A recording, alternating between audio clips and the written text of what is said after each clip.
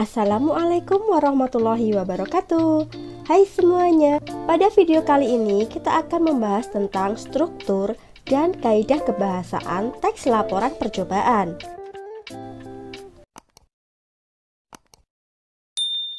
Tujuan pembelajarannya adalah setelah mengikuti pembelajaran, siswa mampu menganalisis kaidah kebahasaan teks laporan percobaan dan menyusun teks laporan percobaan. Simak baik-baik penjelasannya ya.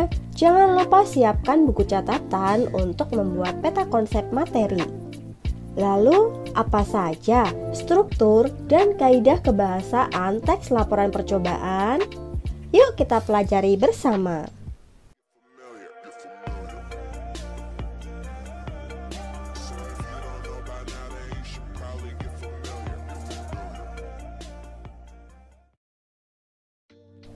Mari kita ingat kembali.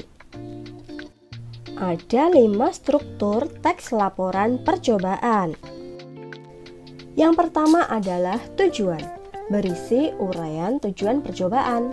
Yang kedua, alat dan bahan, yang berisi uraian alat dan bahan yang digunakan saat percobaan. Yang ketiga, langkah-langkah, berisi uraian prosedur percobaan yang dilakukan.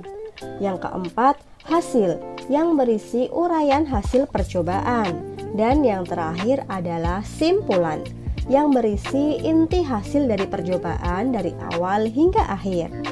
Tentu saja kalian ingat bukan? Kita lanjutkan ke materi selanjutnya, yaitu kaidah kebahasaan teks laporan percobaan. Ada 5 kaidah kebahasaan teks laporan percobaan. Yang pertama adalah menggunakan kalimat aktif. Yang kedua, menggunakan kalimat pasif. Yang ketiga, menggunakan kata tugas. Keempat, menggunakan istilah teknis atau istilah bidang tertentu. Dan yang terakhir, menggunakan unsur serapan. Mari kita bahas satu persatu. Yang pertama, penggunaan kalimat aktif. Kalimat aktif yaitu kalimat yang subjeknya melakukan perbuatan.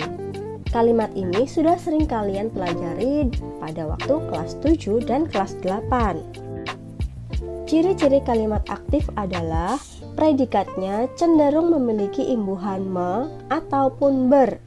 Yang kedua, predikatnya bisa berupa kata aus atau kata kerja tidak berimbuhan, misalnya mandi, kerja, tinggal, dan sebagainya. Contohnya, kita dapat membuat perangkap nyamuk sederhana. Kita sebagai subjek dapat membuat sebagai predikat perangkap nyamuk sederhana adalah pelengkap. Kalimat ini merupakan kalimat aktif karena subjeknya melakukan perbuatan, yaitu kita yang melakukan suatu pekerjaan, yaitu membuat. Kaidah kebahasaan teks laporan yang kedua adalah menggunakan kalimat pasif. Kalimat pasif yaitu kalimat yang subjeknya dikenai perbuatan. Dengan kata lain, kalimat pasif adalah antonim dari kalimat aktif. Ciri-ciri kalimat aktif yaitu predikatnya cenderung memiliki imbuhan di, ter, atau ke-an, dan memiliki kata ganti yang merujuk pada subjek maupun objek. Contohnya, perangkap nyamuk bisa dipasang di sudut ruangan. Ciri kebahasaan yang selanjutnya adalah menggunakan kata tugas. Kata tugas berupa konjungsi hubungan logis. Waktu, sebab, pertentangan, pemilihan, penambahan, dan lain-lain, seperti konjungsi ketika, sebab, tetapi, atau, dan sebagainya. Contohnya, penggunaan kata ketika pada kalimat di bawah ini. Kaidah kebahasaan yang keempat adalah penggunaan istilah teknis atau istilah bidang tertentu. Kata atau istilah teknis merupakan kata yang memiliki makna tertentu dalam suatu bidang keilmuan. Kata ini memiliki arti berkaitan dengan bidang keilmuan tersebut. Contohnya, cahaya mengalami pembiasan sehingga membentuk pelangi. Kata pembiasan adalah kata teknis di bidang sains. Kaidah kebahasaan yang terakhir adalah penggunaan unsur serapan, yaitu unsur yang diserap dari bahasa asing menjadi bahasa Indonesia. Contohnya, kita tidak dapat memprediksi gempa bumi. Kata prediksi berasal dari bahasa asing, yaitu prediction. Selanjutnya, perhatikan teks laporan percobaan berikut ini.